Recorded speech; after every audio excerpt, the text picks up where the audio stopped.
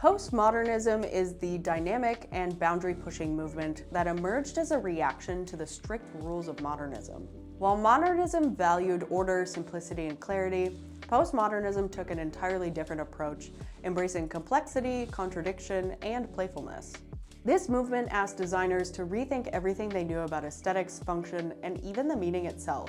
Instead of following a single, unified visual language, postmodern designers pulled inspiration from a variety of sources, historical styles, pop culture, and even irony, to create work that was eclectic, expressive, and often provocative.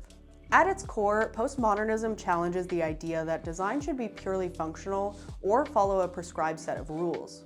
Instead, it encourages creativity through experimentation and mixing styles that traditionally wouldn't be seen together. Think of it as a celebration of diversity in design, pairing ornate historical typography with bright neon colors or combining high art with mass-produced commercial visuals. It's a movement that thrives on unexpected juxtapositions and bold choices. One of the most notable aspects of postmodern design is its use of irony and humor. Postmodern designers often created work that was intentionally over the top, playful, or self-referential.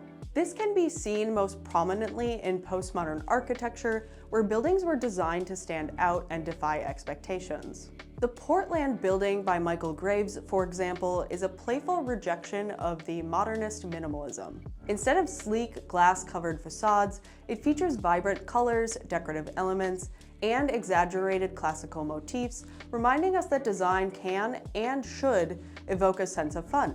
Graphic design saw a radical shift during the postmodern era, thanks to designers like Paula Scher. Scher, a partner at Pentagram, revolutionized typography by using it not just as a tool for communication, but as a key visual element in her designs. Her work for Bring in the Noise, Bring in the Funk is a perfect example of this. Typography is layered, energetic, and chaotic, reflecting the energy of performance itself. Her approach taught us that type can be expressive, loud, and bold without sacrificing meaning. Another major figure in postmodern graphic design is David Carson, whose work for Ray Gun magazine in the 1990s epitomized the grunge aesthetic. Carson was known for breaking every traditional rule in typography. Distorted letter forms, overlapping text, and chaotic layouts became his signature style. In one infamous issue, Carson set an entire article in Zap Dingbats, making it unreadable because he felt the content wasn't interesting enough to deserve legibility. This approach highlights the postmodern idea that design should be about emotion and experience, not just clarity.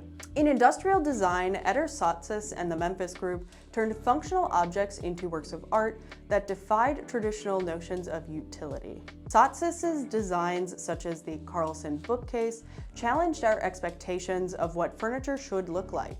Bold colors, irregular shapes, and asymmetry make his pieces feel more like sculptures than functional objects. His work reminds us that design can be joyful, expressive, and completely unafraid to break the mold.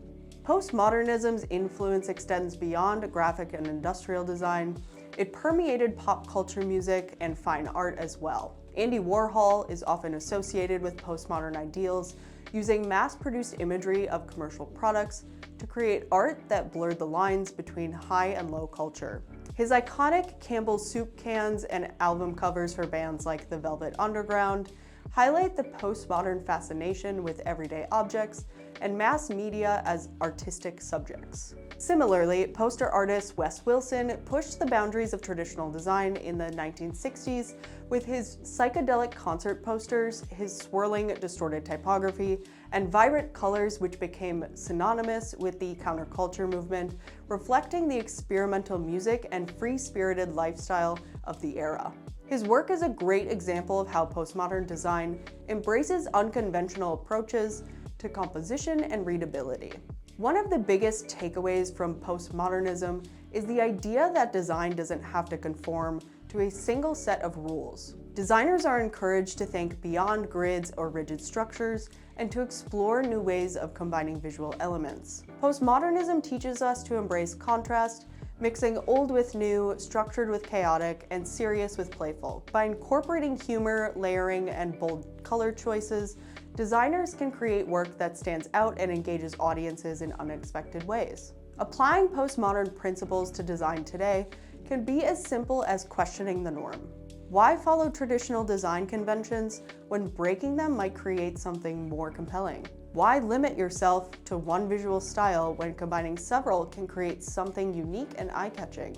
Whether through bold typography, unconventional layouts, or experimental color schemes, postmodernism challenges us to push beyond our comfort zones and create work that surprises and delights. Postmodernism is a reminder that design is not just about function, it's about storytelling, experimentation, and pushing the boundaries of what's possible.